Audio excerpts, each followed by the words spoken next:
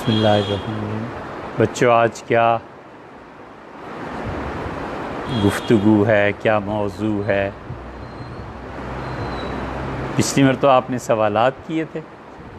अच्छा, तो सवालात ख़त्म हो गए या किसी ने करने हैं? अभी कोई सवाल बाकी हो कहिए। कोई सवाल बाकी हो, दरियाफ्त करना हो।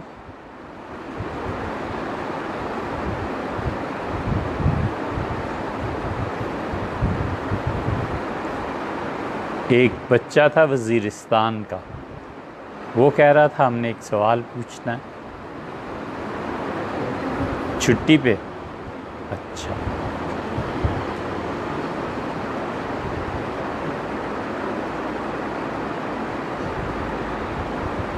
अच्छा बेटे,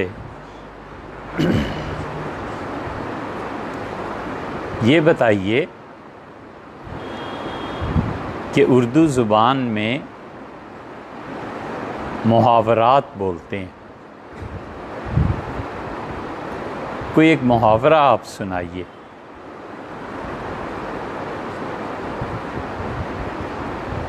मुहावरे में अल्फाज जो कुछ होते हैं वो उसके पीछे एक मफ़हूम होता है और उससे मुराद कुछ और होती है। तो आप कोई मुहावरा सुनाइए, वो जो अल्फाज बज़ाहिर होते हैं वो मुराद नहीं होते। तो उर्दू ज़ुबान का कोई मुहावरा आप सुनाइए। कहिए। हैं, आ बैल मुझे मार। बहुत अच्छे, बहुत अच्छे। आ बैल मुझे मार किसको कहते हैं? कि जो मुसीबत, परेशानी, तकलीफ़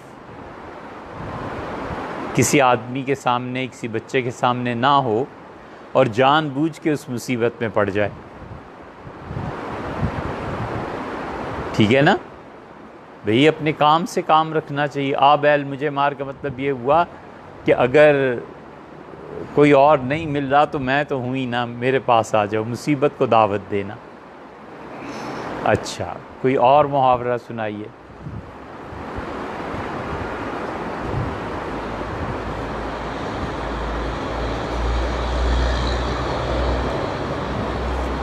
हम सुनाएं तो बहुत से सुना देंगे।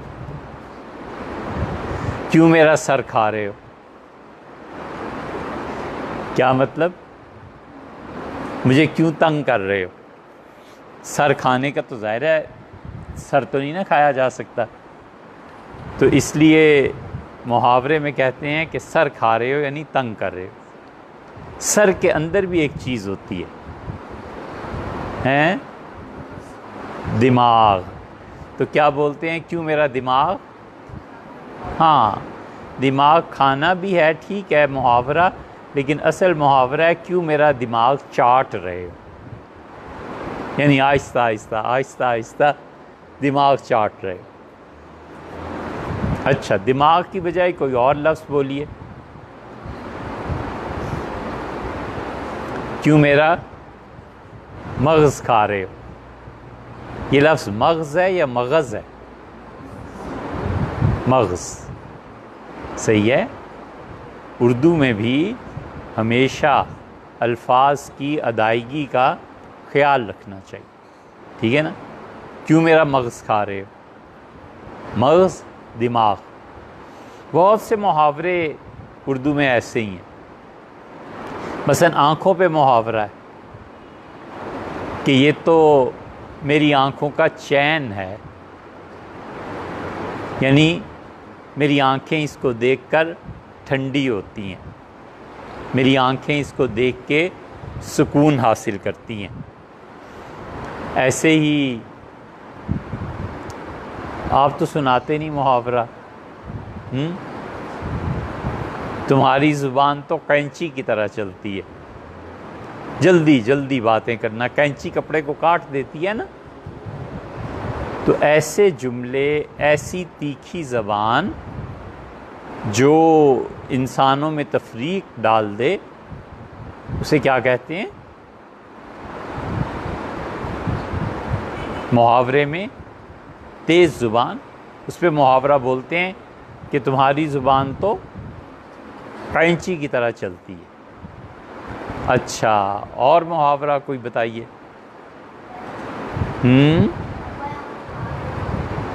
ऊंचा बोलिए।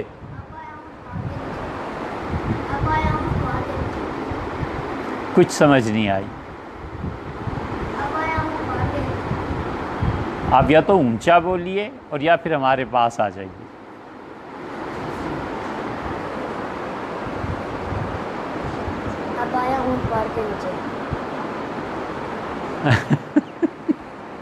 तशरीफ रखिए।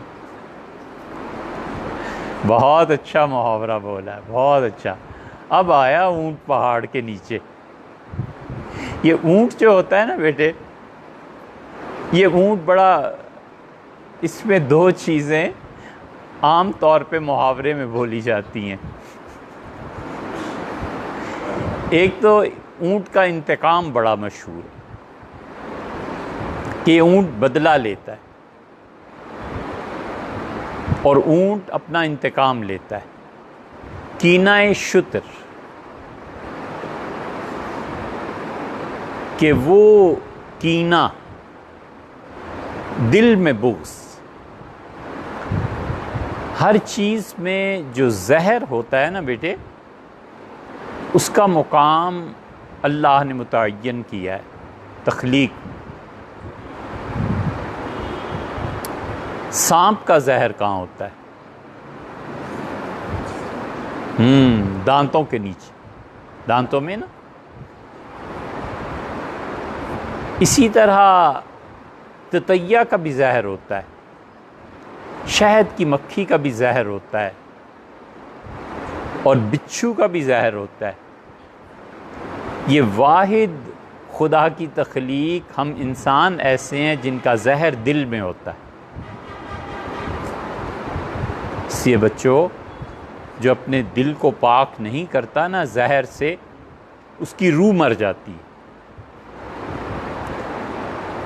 सांप के जहर से जिस्म मर जाता है और दिल के जहर से रूह मर जाती है। तो इसलिए आपके करने का एक काम ये है, जो आप अभी तो मुश्किल से करेंगे, लेकिन कभी आप सुनेंगे, याद रखेंगे, तो अपने सीने में एक बड़ा सा कब्रिस्तान बना लीजिए। जो कोई भी आपको बुरा कहता है ना, उसकी एक कब्र बना लीजिए, फिर एक और कब्र, फिर एक और कब्र। फिर आप जब बड़े हो जाएंगे तो एक दिन ये कब्रिस्तान सारा बिल्डोज हो जाएगा, याद ही नहीं रहेगा। और हमेशा अपना काम कीजिए। ये वाहिद खुदा की मखलूक है जिसका जहर दिल में रहता है। ऊंट जो है, इसका एक तो इंतकाम बहुत मशहूर है और दूसरे बेवकूफ़। अब आया ना ऊंट पहाड़ के नीचे। ये ऊंट जंगलों में फिरता रहता था और ये समझता था कि इससे बड़ी मखलूक अल्लाह ने पैदा ही नहीं की। ये बड़ी गलत फहमी होती है अपने मुताल्लिक़ ये तसव्वुर करना कि मुझ जैसी चीज़ अल्लाह ने पैदा ही नहीं की। ये बहुत बड़ी गलत फहमी। अल्लाह ने बेटे हर आदमी जैसे हज़ारों और लाखों पैदा किए हैं। ऊँट अगर ये समझे कि मुझ जैसी कोई मखलूक ही नहीं, तो अल्लाह ने इससे भी बड़ी मखलूक पैदा की है। कभी जहन में ये नहीं लाना चाहिए कि हम चुमा दीगरे नीस्त, जैसा मैं हूँ ना ऐसा तो दुनिया में है ही कोई नहीं, हमसा हो तो सामने आए। इसलिए जिसको ये दिमाग में समा जाता है ना कि मुझ जैसा कोई नहीं, अल्लाह ताला उसे बार बार दिखाते हैं कि तुमसे बेहतर चीज़ें मौजूद हैं। हुआ ये किस्सा कि ऊँट अपने आप को सबसे ऊंचे कद का समझता था और वो समझता था कि इस दुनिया में उस जैसा कोई है ही नहीं। ये सब मखलूक अल्लाह की पैदा की हुई है। अल्लाह ताला ने कुछ चीज़ों को जान दी है, कुछ चीज़ें ऐसी हैं जिनमें ऐसी हरकत और तमव्वुज नहीं है। तमव्वुज किसे कहते हैं? मौज का बनना। मौज किसे कहते हैं? मौज किसे कहते हैं? लहर। शाबाश, मौज, लहर, ठीक है। Waves, wave. जिन लोगों को ये गलतफहमी होती है ना कि मुझ जैसा दूसरा कोई नहीं, अल्लाह ताला उसे एक तरफ रख देता है और सारी सलाहियतें उसकी मल्टीप्लाई बाई ज़ीरो हो जाती। इसे कभी भी नहीं समझना चाहिए। और अच्छा बच्चा वो होता है जो समझता है मैं भी खुदा की मखलूक हूँ और मुझ जैसे हज़ारों और भी हैं। तो ऊँट को ये समा गई तबीयत में कि मेरे जैसा कोई है नहीं, और वो तरंग में आ गया। उसे शौक़ हुआ शहर की सैर करने का। शौक़ किसे कहते हैं बेटे? आप में से जो बच्चा बताए ना शौक़ क्या होता है, तो जो वो कहे हम उसे इनाम दें। शौक़ क्या होता है? दिलचस्पी क्या होती है? ये तो आप तर्जुमा कर रहे हैं, हम उसकी तारीफ़ पूछ रहे हैं। डेफिनेशन एक अलग चीज़ है और ट्रांसलेशन एक अलग चीज़ है। मुश्किल। शौक़ उस जज्बे को कहते हैं जिसके तहत अक्ल की बंदिश ढीली पड़ जाए। समझे? शौक़ उस जज्बे को कहते हैं जिसके तहत अक्ल की बंदिश ढीली पड़ जाए। मसलन एक बच्चे को शौक़ है कि कुरान पाक को याद कर ले। आपको है ना शौक़, ठीक है बेटे। फिर आपकी अक्ल आपको बताती है कि यार अभी सोना है बहुत देर, लेकिन आपका शौक़ आपको जागने पे मजबूर करता है। तो अक्ल जो कह रही थी कि सो जाओ, तो अक्ल हार गई ना, आपके शौक़ ने गलबा पा लिया। हमेशा शौक़ में दो चीज़ें देखनी चाहिए, शौक़ और हिम्मत। ये दो पर हैं बेटे। अगर आपका शौक़ ज़्यादा है और हिम्मत थोड़ी है तो आपका एक पर कट गया, और आपकी हिम्मत बुलंद है और शौक़ नहीं है तो दूसरा पर कट गया। शौक़ और हिम्मत जब तक बैलेंस रहते हैं ना, तब तक चीज़ें चलती रहती। जानवर कितने परिंदों से उड़ता है? जानवर के कितने जानवर के कितने पर होते हैं? कितने परों से उड़ता है? दो परों से। और फरिश्तों के भी पर होते हैं। फरिश्तों के कितने पर होते हैं? अल्लाह ने फरमाया मसना दो दो व सुलासा, और तीन तीन।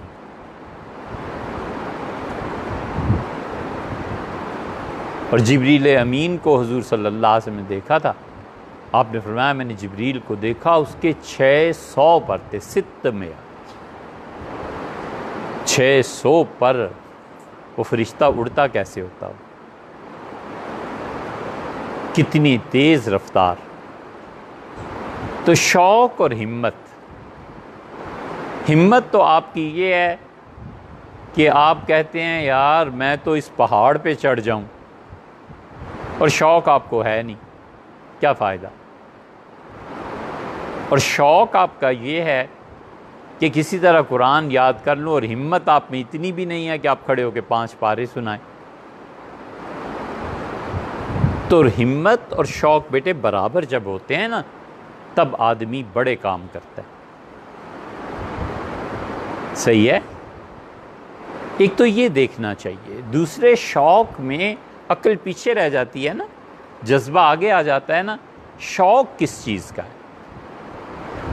जिस चीज़ का आपको शौक़ है वो आपकी अक्ल को कम कर देता है। अच्छी चीज़ का शौक़ है, अक्ल कम हो गई, तो आप अच्छी चीज़ में आगे बढ़ गए। अक्ल ने कहा अभी सोए रहो, अभी तो 6 बजे नमाज होगी, अभी क्या उठना है। आपका शौक़ है कि उठ के कुरान पढ़ूं और सबक आज सुनाना है। आपका शौक़ आपको उठाता है और अक्ल हार जाती। सही है? और बुरा शौक़ हो जाए, मसलन बेटे क्या बुरा शौक़ होता है बच्चों को? बहुत बुरा शौक़, बहुत बुरा शौक़ बच्चों को क्या होता है?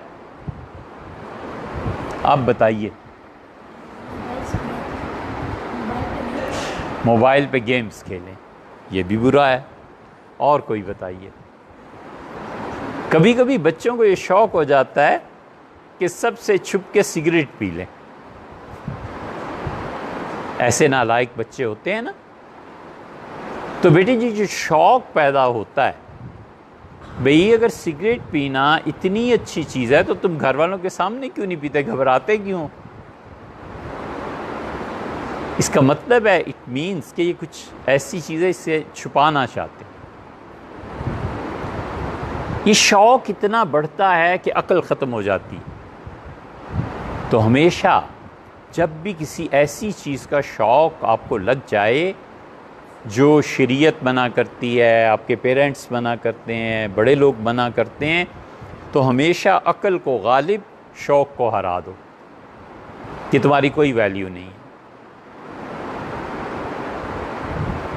तो ऊंट को शौक़ हुआ कि शहर चलें,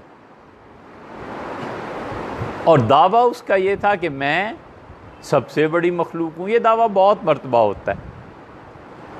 एक बड़ी अच्छी नज़म लिखी है शेख सादी ने, आप फ़ारसी पढ़ें बेटे, और फिर आपको पता चलेगा। आपको जब भी वक्त मिले ना फ़ारसी ज़रूर पढ़िए। हम फ़ारसी ना पढ़ने की वजह से गालिब को नहीं समझ सके, हम फ़ारसी ना पढ़ने की वजह से अल्लामा इकबाल को नहीं समझ सकते, हम फ़ारसी ना पढ़ने की वजह से सूफ़ी तबस्सुम जैसे अजीम आदमी को नहीं समझ सके। सूफ़ी तबस्सुम को हमने देखा है बेटे, सूफ़ी साहब बहुत बड़े आदमी, बहुत बड़े। सूफ़ी साहब से एक मर्तबा अल्लामा इकबाल ने पूछा कि ये जो कूड़े का ढेर होता है इसे फ़ारसी में क्या कहते हैं? सूफ़ी ग़ुलाम मुस्तफ़ा उस वक्त जवान लड़के पंजाब यूनिवर्सिटी में गालिबन ना वहाँ पढ़ाते थे, पंजाब यूनिवर्सिटी में। तो अल्लामा ने कहा कि लड़के मैं तुम्हारा बड़े दिन से इंतज़ार कर रहा था, तो बताओ ये जो कूड़े का ढेर होता है उसे क्या कहते हैं? तो सूफ़ी साहब कहते थे मैं थर्रा गया, कपकपी तारी हो गई अल्लामा की अज़मत की वजह से। मैंने कहा हज़रत फ़ारसी और मैं आपको बताऊं? तो उन्होंने कहा नहीं नहीं, तुम चूँकि पढ़ते रहते हो ना आजकल, तो मुमकिन है कोई लफ्ज़। तो उन्होंने एक लफ्ज़ बोला, तो अल्लामा ने फरमाया तो मुझे पहले ही से मालूम है, मैं चाहता हूँ इससे भी बड़ा कोई लफ्ज़ हो ताकि मेरे शेर में फ़िट आए।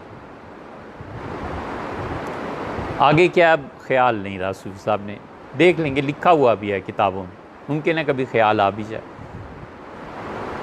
तो शौक़ फ़ारसी जब आप पढ़ेंगे ना, फिर आपको पता चलेगा बेटे इल्म क्या है। हमारा 1000 साल का इल्म इस फ़ारसी ज़ुबान में।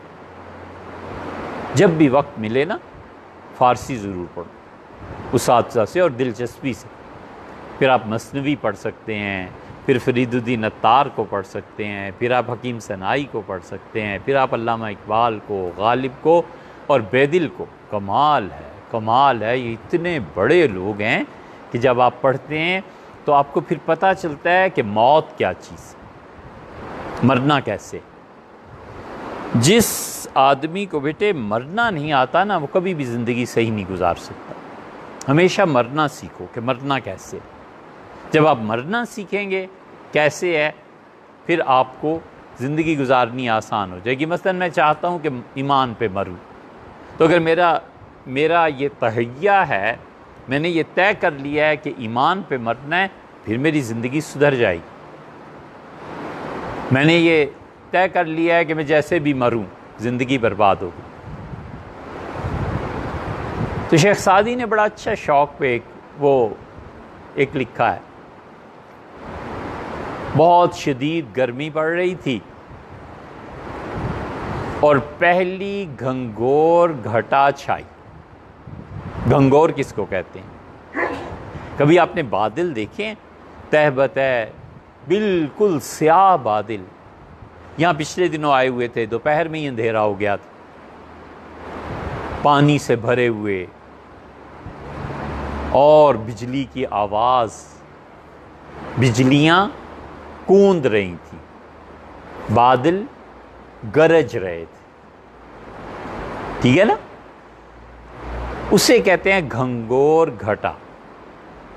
तो घंघोर घटाएं तुली खड़ी थी कि बारिश ने बरसना ही बरसना है। उस बारिश का एक छोटा सा कतरा, उसने सोचा कि मैं तो बहुत बड़ी चीज़ हूँ, मैं तो तोप हूँ, मैं तो दुनिया में जाकर ये कर दूंगा और ये कर दूंगा, और दुनिया में जाकर जब गिरूंगा तो ज़मीन फट जाएगी। फिर उसने सोचा जब मैं गिरूंगा कितना बड़ा धमाका होगा।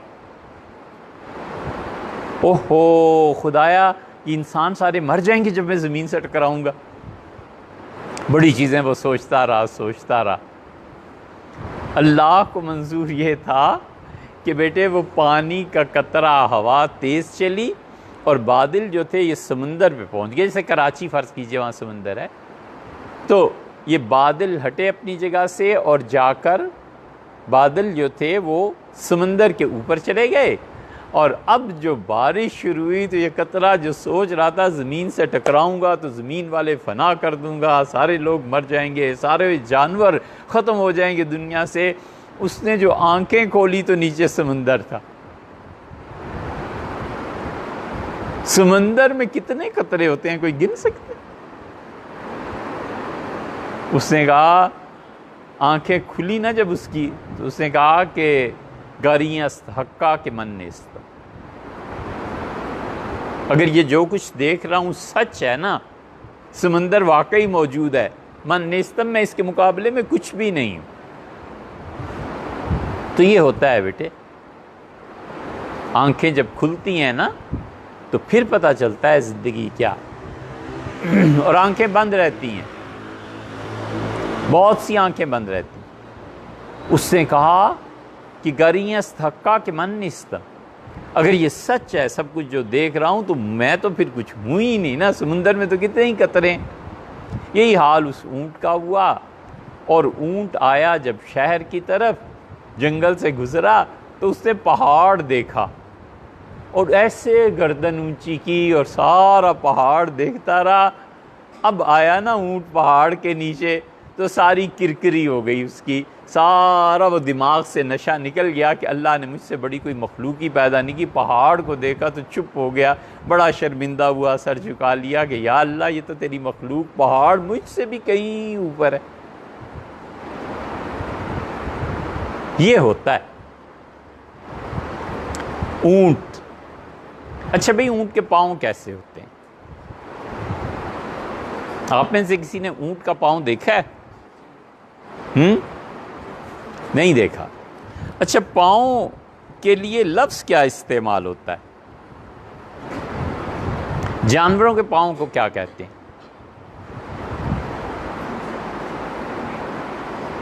इंसान के पाँव को पाँव कहते हैं, और जानवरों के पाँव की एक किस्म वो है जिसको क्या कहते हैं? पैर। पैर पाँव ही का तर्जुमा, पैर या पाँव। जानवरों के पाँव को कभी कहते हैं खुर, खुर कहते हैं ना। और जानवरों के पाँव को कभी क्या कहते हैं? सुम।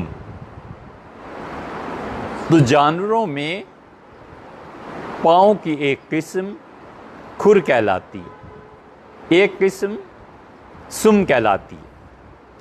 जानवरों में जो सुम है ये किस जानवर की होती है? सुम होती है। सुम और खुर का फ़र्क क्या होता है? ये जो सुम होती है ना बेटे, ये और इसमें खर में फ़र्क ये है कि अगर वो जानवर का पाँव दरमियान से चिरा हुआ हो तो उसे कहते हैं खुर। और जब जानवर का पाँव, पाँव से मुराद नाखून है, इंसानों के नाखून होते हैं ना, जानवरों में ये जो इंसान के पाँव और हाथ दोनों की उंगलियों में ये जो सख्त चीज़ आ जाती है ना, अल्लाह ताला इसके ज़रिए इंसानों के टिप्स, उंगलियों की जो टिप्स होते हैं, इसकी हिफाजत फरमाते हैं। तो ये जो हैं अरबी में इन्हें क्या कहते हैं? ज़ुफ़ुर। जानवरों में खुर और सुम, इंसानों के नाखून और जानवरों के नाखून जब पक्के हो जाते हैं, दरमियान से ये चिर जाएं, तो दरमियान से चिरा हुआ जब हो तो खुर कहलाता है, और पूरा सालिम एक ही नाखून हो जाए तो उसे क्या कहते हैं? सुम। अब ये बताइए कि सुम किसका होता है? घोड़े का। शाबाश, आपने देखा है? आपको पता है घोड़े का सुम होता है नालबंदी। सुम के नीचे लोहे को लगा देते हैं। इसके पाँव असल में नाजुक भी होते हैं ना, ताकि ये अच्छी तरह ये घोड़ा भाग सके। आप जब बड़े हो जाएं ना, तो कोशिश कीजिए बेटे किसी राइडिंग क्लब में जाएं, कहीं आप जाकर घोड़ा दौड़ाएं। ओहो, कमाल की चीज़ है। घोड़ा जब दौड़ाएंगे ना आप, सारे जिस्म की वर्जिश होती है, और घोड़ा जब दौड़ाता है आदमी तो उसका मज़ा ही और। घोड़ा दौड़ाने से इंसान में जुर्रत पैदा होती है। खुदा करे कभी कोई बड़ी जगह में मिले तो हम आपको इंशाल्लाह घोड़े रख के दें कि बेटे घोड़ा दौड़ाओ, और आपको तीर अंदाज़ी सिखाएं और फायरिंग। ये बड़ी ज़रूरी चीज़ है बेटे। जो बच्चे तीर सही चलाना जानते हैं ना, और जो बच्चे फायरिंग में निशाना ठीक लगाते हैं, ये ज़िंदगी के बड़े फ़ैसले सोच समझ के ऐसे कर लेते हैं। और जिन बच्चों को ये तरबियत नहीं मिली होती बचपन में, उन्हें पता ही नहीं होता तीरंदाजी क्या है, उन्हें पता ही नहीं होता फायर कैसे करते हैं, ये बच्चे बड़े होके फ़ैसले नहीं कर पाते। ये करूं, ये ना करूं, ये करूं, ये ना करूं। तो एक होता है सुम, सालिम, और एक होता है खुर, और खुर बीच में से कटा हुआ होता है। और जो खुर होता है बीच का चिरा हुआ, इसकी कोई मिसाल दो। भैंस। भैंस तो नहीं, भैंस, ठीक है। और बकरी, बैल। और बैल और बेल में क्या फ़र्क है? सोचिए। बैल, बेल, क्या फ़र्क है? बेल वो जिसका तना नहीं होता, बेल वो जिसकी ये पिंडली नहीं होती, बेल वो छोटा सा पौधा जो मुसलसल फैलता रहता है, आगे चलता रहता है, लेकिन जैसे दरख्त का तना होता है ना, उसका तना नहीं होता। अल्लाह ताला ने कुरान करीम में फरमाया, अल्लाह ताला ने फरमाया वालल यहूद, और यहूदियों का भी किस्सा सुनो। हर्रमना अलैहिम कुल्ल ज़ी ज़ुफ़ुर, हमने हर वो जानवर उन पे हराम कर दिया था जिसका खुर था। खुर वाले जानवर अल्लाह ने यहूदियों पर हराम कर दिए थे। और अल्लाह ताला ने फरमाया कि हर्रमना अलैहिम, और हमने उन पे ये भी हराम कर दिया था, 2 जानवरों की चर्बी हराम कर दी थी। और फिर फरमाया 3 जगह की चर्बी हमने उन्हें कहा था कि तुम खा सकते हो। जो चर्बी जानवरों में वमिनल बकरी वल गनम, यहूदियों के लिए एक तो बकरी की चर्बी अल्लाह ने हराम करार दी, और दूसरे अल्लाह ताला ने गाय की चर्बी हराम करार दी। अल्लाह ने कहा गाय की चर्बी भी तुम पे हराम है और बकरी की चर्बी भी तुम पे हराम है, हाँ इल्ला मख्तलत, सिवाय उस चर्बी के जो इन 2 जानवरों गाय और बकरी की आंतों से लिपटी हुई हो। ये खाने में बहुत ख़राब होती है, पेट की चर्बी उसे कहते हैं, या हड्डियों से लिपटी हुई चर्बी, और या उनकी कमर की जो चर्बी है। अल्लाह ने कहा ये 3 जगह की चर्बी तुम इस्तेमाल कर सकते हो, बाकी तुम पे ये जानवर हराम हैं, लेकिन ये हर एक के लिए हराम नहीं हुए थे ना। तो अल्लाह ताला ने फरमाया कज़ालिक जज़ैनाहुम बिबग़यहिम, और हमने इन्हें ये सज़ा दी थी क्योंकि ये हमारे नाफरमान। बेटे कभी ज़िंदगी में भूल के भी अल्लाह की नाफरमानी नहीं करनी चाहिए। उसकी बड़ी रहमत है कि वो मुआफ़ फरमा दे अपने बंदों को, और अगर दुनिया में भी कुछ थोड़ा बहुत कर दे तो ये भी उसी की रहमत है। मगर आखिरत बड़ी सख्त है बेटे, कभी भी किसी को गाली नहीं देनी, नेवर एवर। हमारे कई उस्ताज़ा ऐसे थे बेटे जिनके साथ 30 साल बच्चों ने गुजारे थे, और उनका 30 साल में एक मर्तबा भी इनकी ज़ुबान से गाली नहीं सुनी। इसी तरह बेटे किसी के मुंह पे थप्पड़ नहीं मारते। चेहरा जो है ना, कभी भी नहीं, कभी। इंसान का चेहरा बड़ी इज़्ज़त की चीज़ है, वो झुकता है खुदा के सामने, उसकी असल इज़्ज़त सजदे में है। अल्लाह ने फरमाया हमने इन्हें सज़ा दी, और हमने सज़ा के तौर पे कहा कि कुल्ला ज़ी ज़ुफ़र, हर वो जानवर जिसका खुर है तुम पर हराम। और फिर अल्लाह ने फरमाया व इन्ना लसादिकून, और हम सच कहते हैं।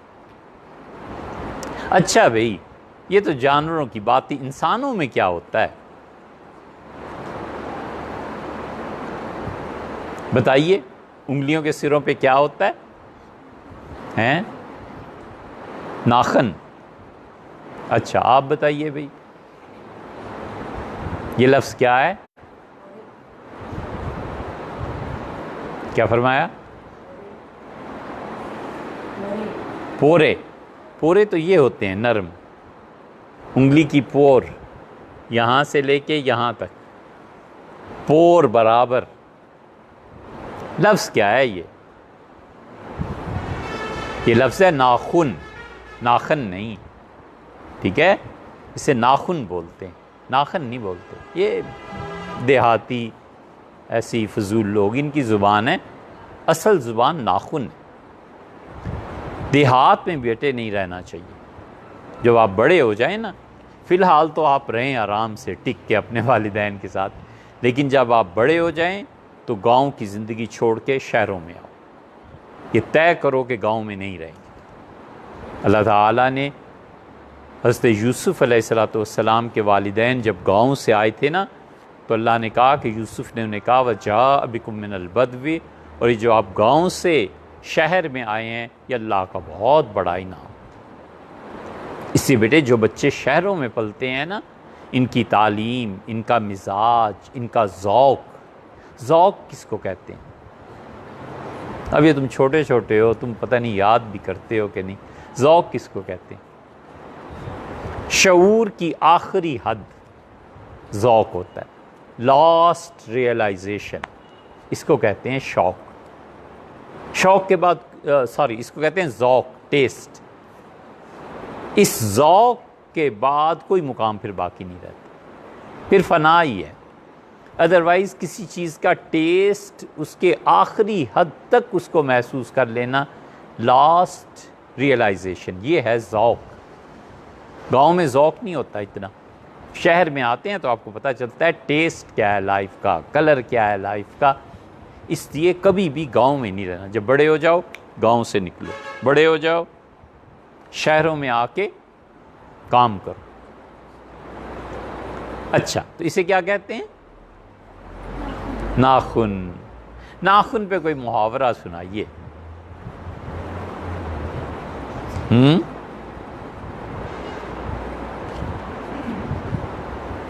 उर्दू में कहते हैं नाखुन ब जिगर।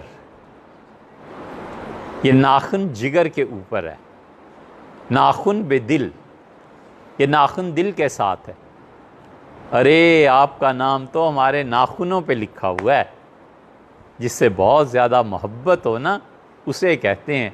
मगर मुसीबत यह है कि महबूब इस मुहावरे को समझ ही ना सके तो गारत गई सारी बात। आपका नाम हमारे नाखूनों पे लिखा हुआ है, यानी आप हमें इतने अच्छे लगते हैं कि हमने आपका नाम नाखून पे लिख रखा है। हमारा एक बच्चा पढ़ता है असद, कहाँ है? हाँ, ये देखे ना कितना अच्छा बच्चा है ये पढ़ाई में। एक ये है अब्दुल्ला, है ना, अब्दुल्ला ही हो ना? हाँ, ये बहुत अच्छा पढ़ता है। इन बच्चों के नाम हमारे नाखूनों पे लिखे हुए, ठीक है। ये इतनी मेहनत करते हैं, हमने साथ ले गए थे, इन्होंने अपनी पसंद से किताबें ख़रीदी, फिर किताबें पूरी पढ़ भी ली। बहुत अच्छे बच्चे हैं ये लोग। और भी बैठा हुआ है, ये सब। तो आपका नाम हमारे नाखूनों पे लिखा हुआ है, ये उर्दू में बोलते हैं। इसका मतलब यह है कि आप हमें बहुत अच्छे लगते हैं। अच्छा भाई, नाखून का कोई और मुहावरा सुनाओ।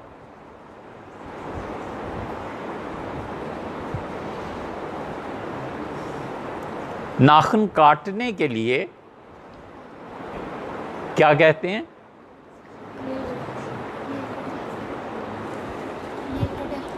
Nail cutter. यही हमारी ज़ुबानों का बेड़ा गर्क हो गया है। आप बच्चे सीखते नहीं ना। नाखून जो काटे जाते हैं उसको उर्दू में क्या कहते हैं? नाखून तराश, नाखून गीर, नाखून गीर, नाखूनों को ले लेने वाला, नाखून तराश, जिससे नाखूनों को काटा जाता है। लेकिन बेटे हज्जाम जो हैं इसका लफ्ज़ हमें ख्याल नहीं रहा। हम बचपन में सुनते थे नहरनी या कुछ ऐसा लफ्ज़ बोलते हैं। आपने से किसी को पता है? क्यों कारी साहब, क्या उसे कैसे हैं? नहरनी, हाँ, वो एक स्टिक होती है लंबी सी, और उसका सिरा आगे से ना बहुत शार्प, बहुत तेज़ होता है, तो वो अपनी महारत से नाखून को काट देता है। उसे नहरनी शायद बोलते हैं। ये देखना डिक्शनरी में असल लफ्ज़ मिल जाएगा। लेकिन उर्दू में नाखून गीर, नाखून तराश, ये लफ्ज़ इस्तेमाल होते हैं। और बताइए, कहते हैं ये नाखून से पहाड़ खोदने चला है। नाखून से पहाड़ खोदना, ऐसे काम करना जिसका कोई फ़ायदा ही नहीं है। सही है ना? अब कोई कुरान पाक की आयतों को गिनने शुरू हो जाए तो कितने घंटे अब इससे बेहतर है यार किताब खोल के देख लो अल्लाह ने कितनी आयात नाजिल की हैं। मक्का मुकर्रमा में उसके शुमार और है, मदीना मुनव्वरा में और है, कूफा में और है, वगैरह वगैरह। ये सब के रात में तफसीलात मिलेंगी। अच्छा, और एक नाखून चबाना, ये बहुत से बच्चे होते हैं ना नाखून चबाते हैं। पता है कैसे? कोई बच्चा यहाँ भी हैं? अपने नाखून मुंह में डाल के चबाते रहते। ऐसे नहीं करते बेटे, कभी भी नहीं करते। वजह उसकी ये है कि मैल जो है ना इसका खाना जायज़ नहीं है। मैल को कौन खाएगा? कोई गंदी सी मिसाल आपको दें फिर आपको याद भी रहेगा। मसलन केचुए होते हैं ना, बरसात में निकल आते हैं छोटे छोटे कीड़े, है ना, कितने बुरे लगते हैं। तो आप क्या समझते हैं, इसका हलवा पकवाएं कभी? बुरे लगते हैं ना। फिर आप पता चले एक दिन मेंढक लेके आ रहे हैं कि इसका हलवा पकवा दें, खाएंगे? बुरा लगा ना। ये इसलिए मिसालें दोनों दी बेटे कि इन नाखूनों के नीचे मैल होता है। जो बच्चा नाखून चबाता है ना वो गैर इरादी तौर पर मैल भी खा जाता है, और मैल का खाना अल्लाह ने मना किया। अल्लाह ताला ने बुरा, कानों से मैल निकलता है। सही है? कोई खाता है और इससे भी नीचे गिर जाएं, ओफो, वो आप समझ गए होंगे, है ना? आप समझ गए ना? तो इसी तरह बेटे नाखूनों के नीचे भी मैल होता है। कभी भी नाखून नहीं इस तरह नहीं काटने चाहिए। और उंगली दांतों में दबा ली, हैरत ज़दा चीज़, हैरान रह गया। कुछ चीज़ें ऐसी होती हैं बेटे जो दुनिया की हर कौम में पाई जाती हैं और बेइख्तियार आदमी करता है। कभी कभी कोई दहशतनाक मंजर सामने आता है, बेइख्तियार आदमी ऐसे करने लगता है, ऐसे करने लगता है। लड़ाई, जब शदीद गुस्सा आता है ना तो ये गौर करना आपको नहीं आना चाहिए। कभी भी बेटे बुरी चीज़ों की मिसाल नहीं बननी। चुप रहो, किनारे पे खड़े होके देखो क्या हो रहा है, तमाशा, मिसाल नहीं बननी। बाज़ लोगों को गुस्सा आता है ना, तो अपने दोनों पांचे, पैंट, जो भी ट्राउज़र पहना उसको ऊपर खींचने लगते हैं। ये लोगों की आदत होती है। अल्लाह ताला ने कुरान में भी इसका जिक्र किया। अल्लाह ने फरमाया कि क़यामत के दिन जब पिंडली खुल जाएगी, पिंडली खुलने का मतलब यह है कि जब शदीद हालात पेश आएंगे और लोगों की सिट्टी गुम हो जाएगी, परेशान हो जाएंगे। शदीद गुस्सा जब आता है तो आदमी कभी कभी अपने पांचे ऊपर को खींचता है ना, इसका मतलब है लड़ने पे तुला हुआ है। सही है? तो इसलिए बेटे ये सारे उर्दू ज़ुबान के मुहावरात हैं। तो कभी भी नाखून नहीं काटते, दांतों से नहीं। इसीलिए शरीयत ने हुक्म दिया है कि जब खाना खाएं तो आपके हाथ साफ़ होने चाहिए। खाने के साथ अगर गंदगी साथ कोई भी चीज़ चली जाएगी तो उसके बाद आपकी तबीयत ख़राब हो जाएगी और फिर आपके पढ़ने में भी हरज हो जाएगा। अपनी सेहत का आप खुद ही ख्याल कर सकते हैं और कौन करेगा। इसी तरह बेटे कभी भी शदीद से शदीद सज़ा देते हुए भी चेहरे पे नहीं मारना चाहिए। हुज़ूर सल्लल्लाहु अलैहि वसल्लम सख्त मना करते। इंसान का चेहरा तो इंसान कहना बेटे, किसी आदमी ने गधे के मुंह पे मारा और गधे के मुंह से खून बहने लगा, तो रसूलुल्लाह सल्लल्लाहु अलैहि वसल्लम ने उसे बुलाया और कहा कि तुम्हें ज़रा अल्लाह का खौफ नहीं है, अगर खुदा तुम्हारा चेहरा भी ऐसे ही कर। और अब्दुल्ला इब्न मसूद रज़ी अल्लाह अन्हु की बात ही कमाल की बात थी बेटे। इसे लिख लो। कहाँ लिखोगे? दिमाग, उससे भी अच्छी एक जगह दिल में लिख लो। अब्दुल्ला इब्न मसूद रज़ी अल्लाह अन्हु कहते थे कि मैं किसी कुत्ते को देख के ना उसका भी मजाक नहीं उड़ाता। मुझे डर लगता है कि अल्लाह मुझे भी कुत्ता ही बना दे, तो फिर क्या हो। ठीक है बेटे? तो किसी के चेहरे पे नहीं मारते, किसी का मजाक नहीं उड़ाते, नाखून नहीं चबाते, नहीं दांतों से नहीं काटते, क्योंकि मैल को अल्लाह ने हराम करार दी। ठीक है बेटे? ये सब चीज़ें ऐसी हैं जो आपके काम आनी चाहिए। अच्छा